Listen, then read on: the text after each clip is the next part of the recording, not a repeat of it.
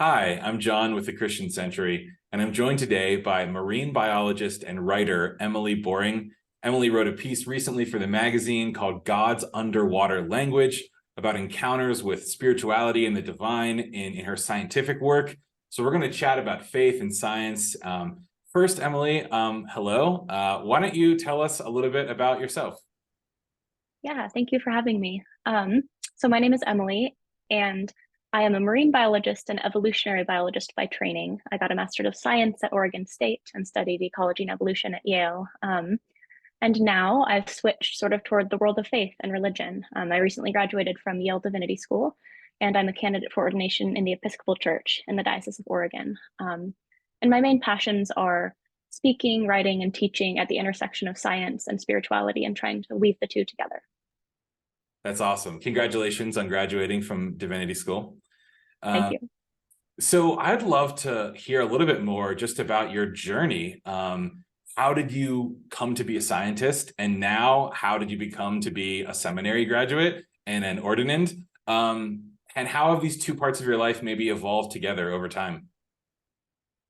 Yeah, thank you. Um, I think, like many people, I chose to go into science because I loved nature and had a sense of deep wonder about the natural world. I grew up in Oregon, so I spent a lot of time on the coast romping around in tide pools. And I became so curious about the stories in nature that we can't see with the naked eye, but that might be kind of right below the surface. And for me, science, marine biology in particular, was a way to tune into that level of detail and complexity that we couldn't immediately see, but that I had the sense was there. So in college, I studied ecology and evolution, and particularly I studied speciation in fish. So the question of how are marine creatures related to each other, and what kind of tools do we have to discover that? So I did a lot of genetic work.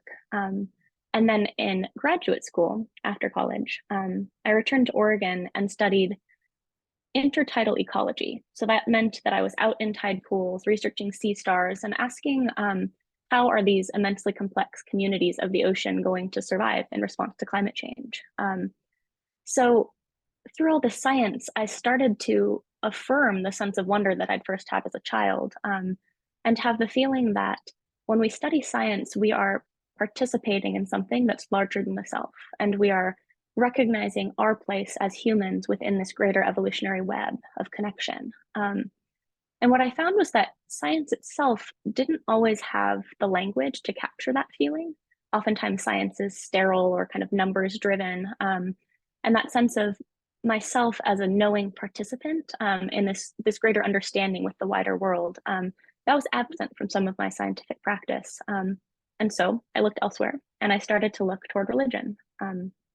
In college, I took some religious poetry classes and religious literature, and I started going to chapel. There was a chapel here at Yale Divinity School, which I would walk up to from the genetics lab every day. And I found this practice of connection and creative expression where we praised God, but we did it in every language or with dance or poetry or song or prayer. And I found a sense of belonging. I remember standing and taking the Eucharist and holding hands with other people and saying, though we are many, we are one body because we all share in one bread. And I thought, that sentiment, that feeling really captures a lot of what I felt in science, but didn't have words for. So it all kind of evolved from there. And I began to look for the ways that the symbols and the stories of religion could shed light on parts of science that I'd always felt, but didn't necessarily feel permission to articulate. And ever since then, I found them as this very mutual, reinforcing kind of symbiotic vocabulary. And my job as a writer then is to help try to bridge the two and try to tease out what they have in common and how they might speak to each other. Oh, that's so fascinating. Well, you already spoke a little bit to this, but I'd love to hear more of your thoughts on the relationship between faith and science. I know a lot has been written and debated. Many people have viewed these two as very much in conflict with each other and have written off one or the other. I'm guessing, as a person of faith who is a scientist, you feel that they're compatible and have reconciled them. So could you just give us some of your thoughts of maybe for folks out there who do have some anxiety about whether these two things might be opposed to each other, how you view them in relationship to each other?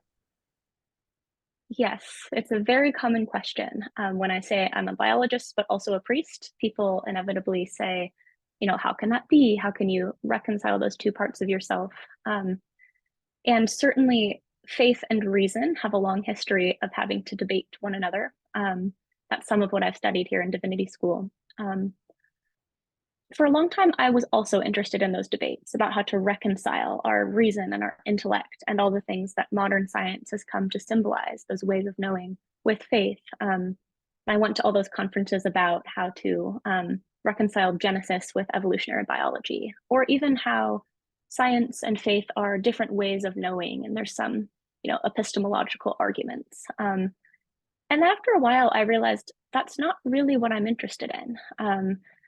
I think that often when we focus so much on reconciling differences, we overlook the ways that these two disciplines, these two ways of knowing, and these two ways of being are already intertwined and already inseparable.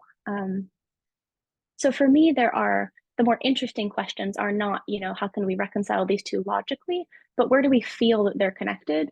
And where do we see commonalities in symbol or in language of how science and faith are both trying to see the world?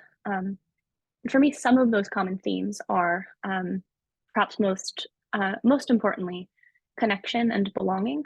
So ecology is the branch of study where we look at the relationships between all living things and how energy and matter cycle through systems, and it's all about relationship. Or evolution, one of the main tools we use to talk about evolutionary findings is called a phylogenetic tree, which is this web of branching relationships between all living things. And the idea that you can trace back and everything that's alive on Earth has a common ancestor. So there's this sense of like, it's hard to be lonely when you look at those things or when you study these disciplines because you realize that you belong.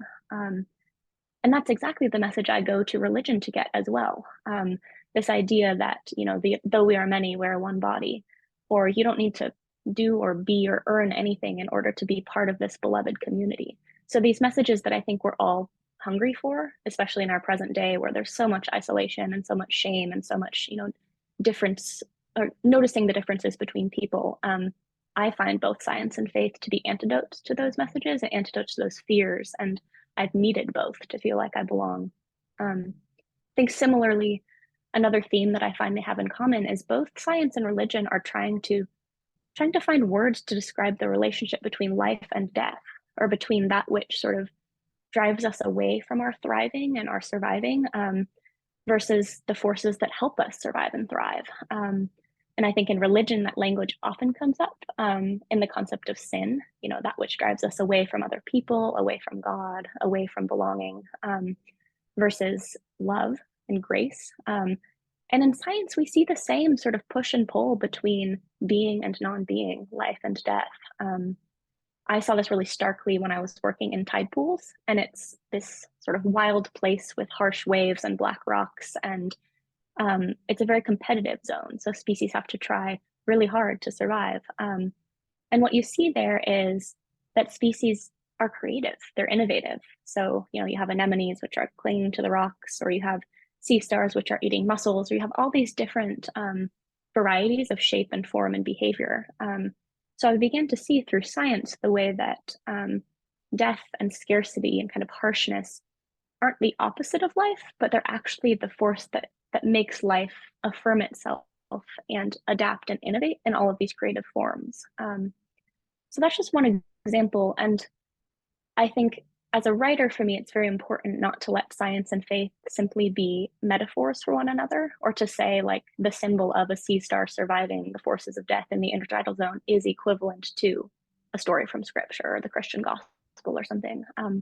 But rather to let science and faith be two different modes of observing the world, and to kind of hold lightly the patterns we find through one practice and the patterns we find through another, and let them speak to each other pretty loosely in response to the basic question of, what stories do we need? What are we hungry to hear? What reassurances do I need in order to move through the world and, feel whole and feel connected? And I think that science and faith both offer a wealth of those kinds of tools and stories. Oh, that's so cool. So to zoom in on like what stories do we need? I was, as you were starting to answer that question, I was thinking back to one of the dark ages in my life. When I was an evangelical, I was so into like Christian apologetics for a few years, and so much of it being about faith and science and why not only are they compatible, but actually science proves that there's a God or proves that, Jesus rose from the dead. And I became eventually so uninterested in those arguments that I think I just kind of blocked out like faith and science Mhm. as a whole exploration. And reading your article, frankly, is one of the first things I've read in a long time that really engages both. And I thought it was so beautiful and so moving. And so I'm curious what it is as a writer that you feel drawn to write about as it pertains to faith and science. Like, why do you feel this urgency to be a science writer and also a faith writer? Yes, I think that's such an important question because as much as people say these are two separate worlds, we wouldn't care about how they disagree with one another if we didn't somehow sense that they are related and that there are certain areas of life where we need both science and religion, or where they're going to intersect no matter how we feel they should or shouldn't do it. So for me, finding those sites where science and religion are already coexistent, that's one of my favorite things to do because that is where the tension lives, and that's where I think the interesting breakthroughs can happen. So I think one that comes to mind to most people probably is climate change and environmental justice, and the idea that for decades science has been telling us the information about climate change, rising seas, species extinctions, and everything. But we've lacked the moral imperative, the sense of why we should act and why we should change our own behavior in order to protect future generations, protect people in other parts of the globe, or protect other species. And religion is, for better or for worse, throughout history, a huge source of ethical guidance, of sort of norms of behavior, and the question of what we ought to do. Science can tell us maybe how to do it or what must be done, but religious communities can organize people. They can appeal to these centuries-long traditions of values, of kinship, of stewardship, and I think that in the task of creating a habitable future on our planet, science and religion really do need one another. So there's that. I also think on maybe a more basic level, a lot of people are scientists and people of faith. Um, and I think we overlook how many people are both, rabbis or priests or ministers and chemists or physicists or biologists, as well as people are physicians and also priests. So, as someone who identifies as standing in both of these worlds, it's been really important for me to say, here's why, and this is valid. And, I'm a whole self. And so clearly these two areas meet in individuals.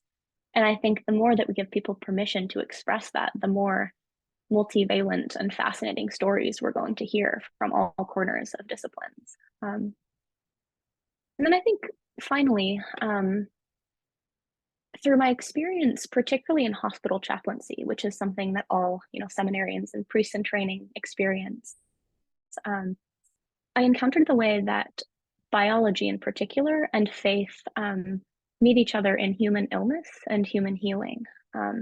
So for a summer, I worked as a chaplain on a burn intensive care unit, as well as some sort of general medical floors and emergency rooms. And over again, I found myself kneeling at bedsides with people, and any thoughts about how science and religion do or don't fit together logically kind of fly out the window when you're trying to talk to someone who's dealing with addiction or with cancer or with trauma.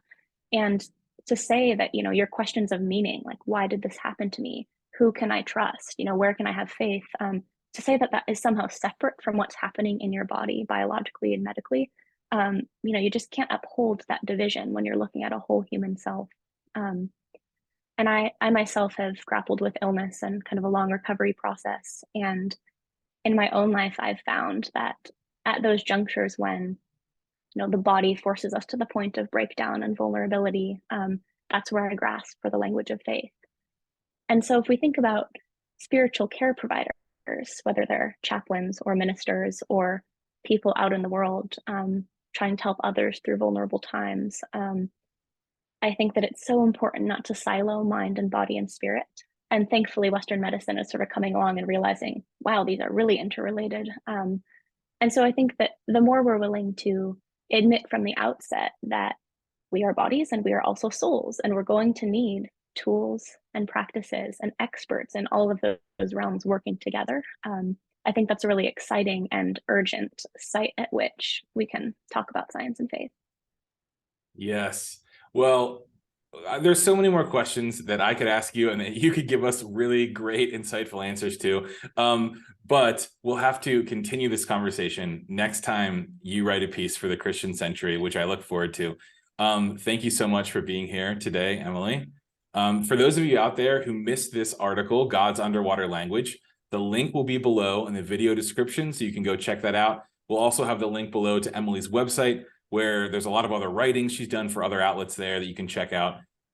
Thanks so much. We'll hopefully talk again soon. Thank you.